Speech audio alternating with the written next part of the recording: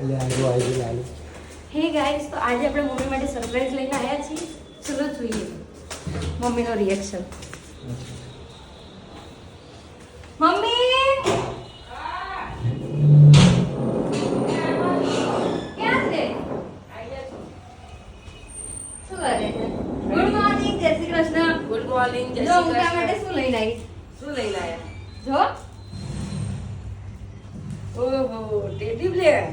હા, આજે તને ખબર છે શું છે? ના, આજે ખબર નથી. તો આજે ટેડી ડે છે ને, એટલે હું ટેડી લઈને આવી. અને ચોકલેટ ડે કાલે હતો ને, પણ કાલે હું ચોકલેટ નથી લઈ આવી કામ માટે. તો ચોકલેટ ડે ટેડી ડે. પણ મારો ટેડી તો તું જ છે.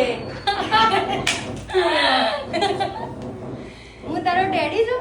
શું વાત છે? ટેડી હસતો બોલતો. આ નકલી ટેડીનું શું કરું હું? મારો એટલે ટેડી તો તું જ છે. ખાવાનું હવે બધા પ્રેમની નિશાની કહેવાય. હું તને પ્રેમ કરું એટલે મેં તને આપ્યું. પ્રેમ તો બધા કરે છે. આમ તો તે આવા ડેસ કોઈ દિવસ મનાયા છે મમ્મી? નહીં મને. તને ખબર છે હું પપ્પાને ફોન કરું એટલે બધું આવી જાય. હા, પપ્પાને તો ફોન કરીને શું કહે? કોથમીર લેતા આવો, શાકભાજી લેતા આવો, એ જ આપણું. આમ તો અમારું તો રોજ વેલેન્ટાઇન ડે છે. યસ, સાચી વાત છે. કારણ કે અમે એકબીજાને એટલું સમજીએ છીએ. તો લે, આ તારા માટે, મારા તરફથી અને કુણાલ તરફથી. ઠીક છે. અમે બે તારા માટે આ સરપ્રાઈઝ કરી. હા, એકની બે ટેડી પ્લેટ છે. એક આઈ ગયો કુણાલભાઈ, અને એક આપું.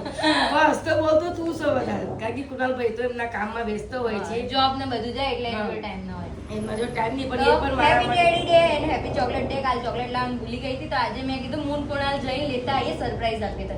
ગમ્યું તને? હા, ગમ્યું ને? ચલો ગાઈસ, તમે પણ તમારી મમ્મીને આવું સ્પેશિયલ ફીલ કરો. એવું જરૂરી નથી કે વેલેન્ટાઇન ડે ઓનલી કપલ્સ માટે હોય છે. તો આપણે મમ્મીને પણ સેલિબ્રેશન કરી શકાય. કરી જઈએ. જો મમ્મી કેટલી ખુશ થઈ ગઈ આજે. તો ગાઈસ, મળીશું નેક્સ્ટ બ્લોગમાં. ત્યાં સુધી જય શ્રી કૃષ્ણ.